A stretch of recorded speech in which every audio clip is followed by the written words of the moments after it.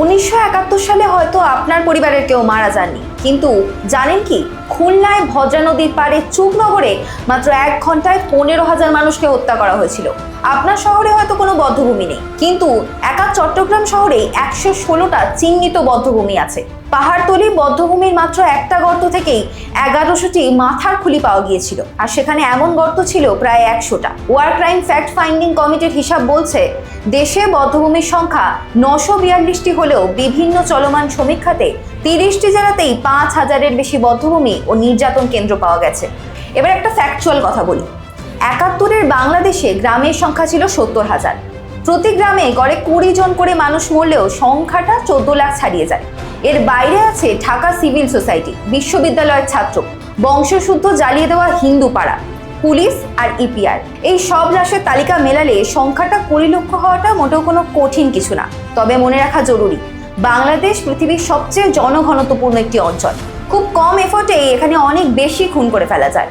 এই রক্তক্ষয়ী সংগ্রামে আমাদের ভারত মাতার 3843 জন বীর সেনাকেও অকাতরে প্রাণ হারাতে হয়েছিল। হাজার হাজার ভারতীয় জওয়ান আহত হয়েছে। বাঙালির মুক্তি আর ভারতীয় সেনার আত্মত্যাগ, এই দুই মিলে তৈরি হয়েছে এক অভিন্ন ইতিহাস। ভিন দেশের এই জওয়ানদের রক্ত আর বাঙালির রক্ত এই একই মাটিতে মিশে আছে। তারাও বাংলাদেশের মুক্তিযুদ্ধেরই শহীদ। তবে অনেকেই বলেন 30 লক্ষ সংখ্যাটি নাকি অতিরঞ্জিত, কিন্তু আমরা সংখ্যাতত্ত্বের বাইরে গিয়ে কখনো কি 71-এর অর্থনীতির দিকে তাকিয়েছি? 71 সালে বাংলাদেশের জনসংখ্যা ছিল 7.5 কোটি। চালের চাহিদা তখন ছিল 17 মিলিয়ন টন, কিন্তু উৎপাদন হতো মাত্র 11 মিলিয়ন টন। বাকি 6 মিলিয়ন টন চাল বিদেশ থেকে আমদানি করতে হতো। এপ্রিল মাসে যখন গণহত্যা শুরু হলো, তখন পাকিস্তান এইড কনসোর্টিয়াম তাদের সমস্ত সাহায্য বন্ধ করে দিল। ইয়াহিয়ার হাতে তখন ডলার নেই।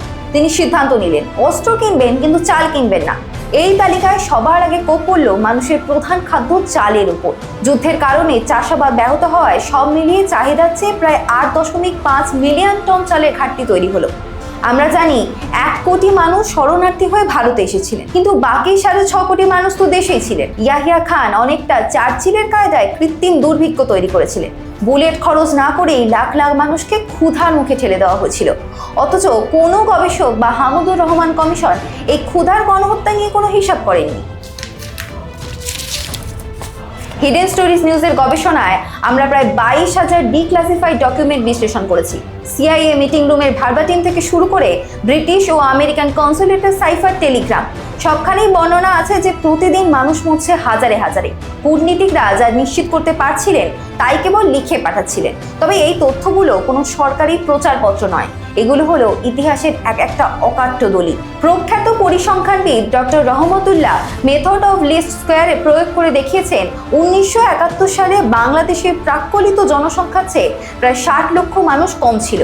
আমাদের হাতে থাকা চালের হিসাব আর ডিক্লাসিফাইড দলিল বলছে সংখ্যাটা 30 লক্ষের চেয়েও বেশি হওয়া খুব স্বাভাবিক। ল্যান্ডসেটে প্রকাশিত লিঙ্কনস ইন গবেষণা এই সত্যকেই সমর্থন করে। 30 লক্ষ শহীদের এই ইতিহাস কোনো হাওয়ায় ভাসানো চেতনার গল্প না, এটি আমাদের পপুলেশন ডাটাতে স্পষ্ট থাকা একটি নির্মম বাস্তবতা। হিডেন স্টোরিজ নিউজের পক্ষ থেকে আমরা শুধু সংখ্যার হিসেবে দিচ্ছি না, আমরা আপনাদের দিচ্ছি সেই সত্য যা ইতিহাসের আড়ালেই থেকে গেছে। শহীদ ভারতীয় সেনা ও বাংলাদেশি মুক্তিযোদ্ধার স্মরণে আমাদের এই বিশেষ আয়োজন। নমস্কার।